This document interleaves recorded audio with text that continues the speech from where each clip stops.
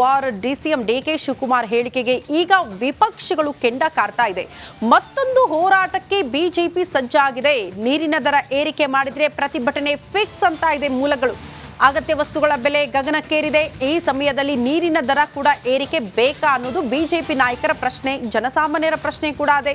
ಕಾಂಗ್ರೆಸ್ ವಿರುದ್ಧ ಚಲುವಾದಿ ನಾರಾಯಣಸ್ವಾಮಿ ಕಿಡಿಕಾರಿದ್ದಾರೆ. ರಿಪಬ್ಲಿಕನ್ ಮೂಲಕ ಎಂಎಲ್ಸಿ ಚಲುವಾದಿ ವಾಗ್ದಾಳಿ ನಡೆಸಿದ್ದಾರೆ.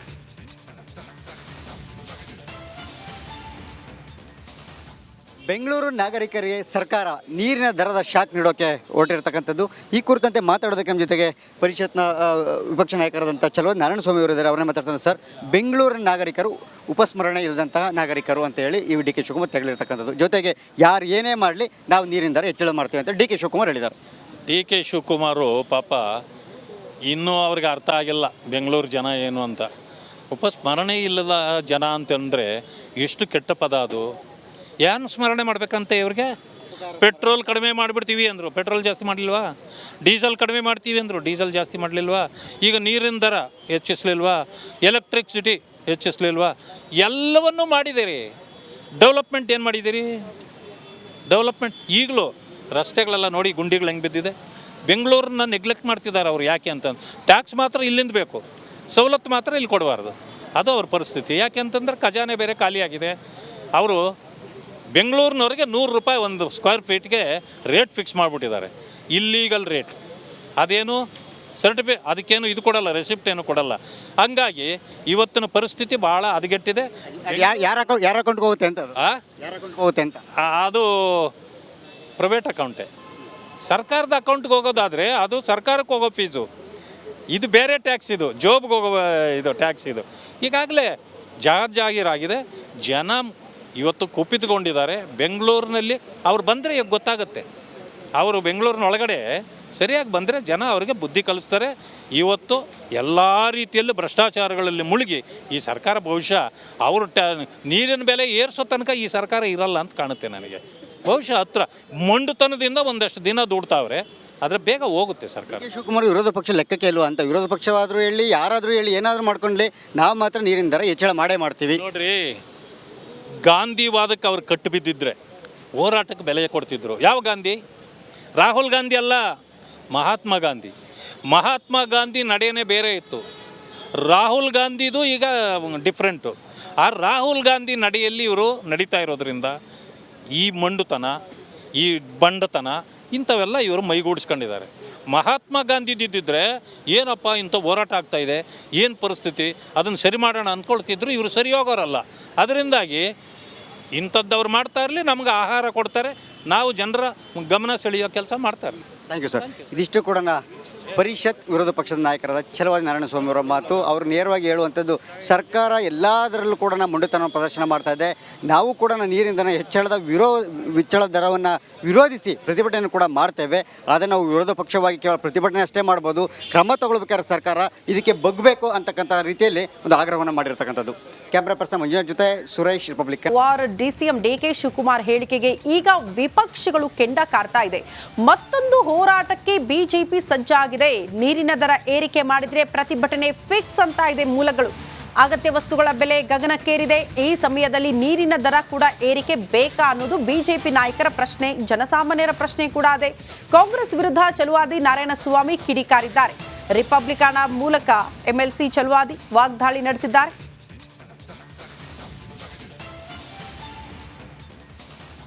ಬೆಂಗಳೂರು ನಾಗರಿಕರಿಗೆ ಸರ್ಕಾರ ನೀರಿನ ದರದ ಶಾಕ್ ನೀಡೋಕೆ ಹೊರಟಿರ್ತಕ್ಕಂಥದ್ದು. ಈ ಕುರಿತಂತೆ ಮಾತಾಡೋದಕ್ಕೆ ನಮ್ಮ ಜೊತೆಗೆ ಪರಿಷತ್ನ ವಿಪಕ್ಷ ನಾಯಕರಾದಂಥ ಚಲುವಾದಿ ನಾರಾಯಣಸ್ವಾಮಿ ಅವರು ಇದ್ದಾರೆ. ಅವರನ್ನೇ ಮಾತಾಡ್ತಾರೆ. ಸರ್, ಬೆಂಗಳೂರಿನ ನಾಗರಿಕರು ಉಪಸ್ಮರಣೆ ಇಲ್ಲದಂತಹ ನಾಗರಿಕರು ಅಂತ ಹೇಳಿ ಈ ಡಿ ಕೆ ಶಿವಕುಮಾರ್ ತೆಗಳಿರ್ತಕ್ಕಂಥದ್ದು. ಜೊತೆಗೆ ಯಾರು ಏನೇ ಮಾಡಲಿ ನಾವು ನೀರಿನ ದರ ಹೆಚ್ಚಳ ಮಾಡ್ತೀವಿ ಅಂತ ಡಿ ಕೆ ಶಿವಕುಮಾರ್ ಹೇಳಿದ್ದಾರೆ. ಡಿ ಕೆ ಶಿವಕುಮಾರು ಪಾಪ ಇನ್ನೂ ಅವ್ರಿಗೆ ಅರ್ಥ ಆಗಿಲ್ಲ ಬೆಂಗಳೂರು ಜನ ಏನು ಅಂತ. ಉಪಸ್ಮರಣೆ ಇಲ್ಲದ ಜನ ಅಂತಂದರೆ ಎಷ್ಟು ಕೆಟ್ಟ ಪದ ಅದು.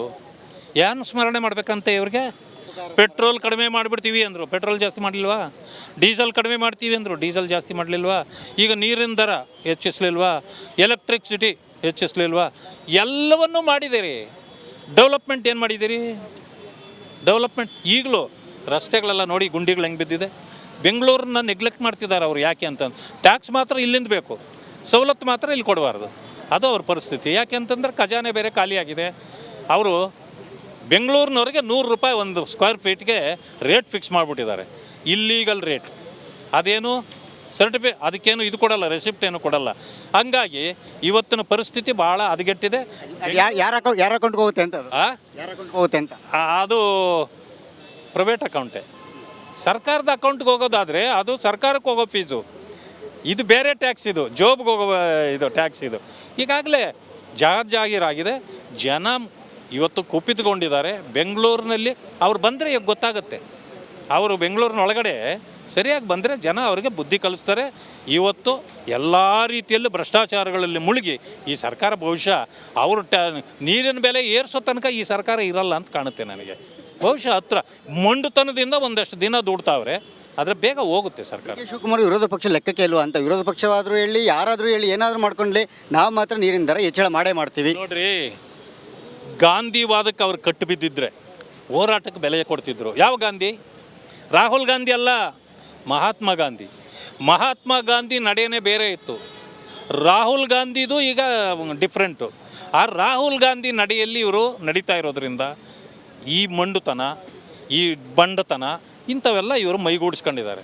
ಮಹಾತ್ಮ ಗಾಂಧಿದಿದ್ದರೆ ಏನಪ್ಪ ಇಂಥ ಹೋರಾಟ ಆಗ್ತಾಯಿದೆ, ಏನು ಪರಿಸ್ಥಿತಿ, ಅದನ್ನು ಸರಿ ಮಾಡೋಣ ಅಂದ್ಕೊಳ್ತಿದ್ರು. ಇವರು ಸರಿ ಹೋಗೋರಲ್ಲ.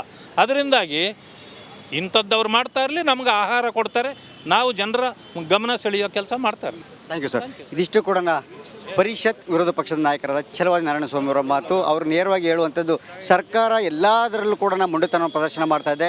ನಾವು ಕೂಡ ನೀರಿನ ಹೆಚ್ಚಳದ ದರವನ್ನು ವಿರೋಧಿಸಿ ಪ್ರತಿಭಟನೆ ಕೂಡ ಮಾಡ್ತೇವೆ.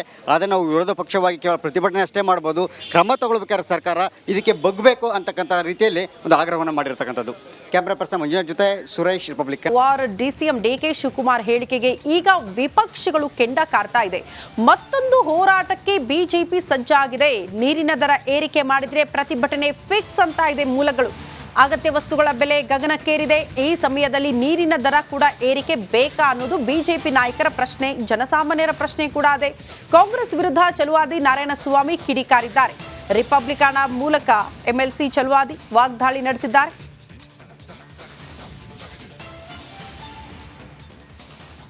ಬೆಂಗಳೂರು ನಾಗರಿಕರಿಗೆ ಸರ್ಕಾರ ನೀರಿನ ದರದ ಶಾಕ್ ನೀಡೋಕೆ ಹೊರಟಿರ್ತಕ್ಕಂಥದ್ದು.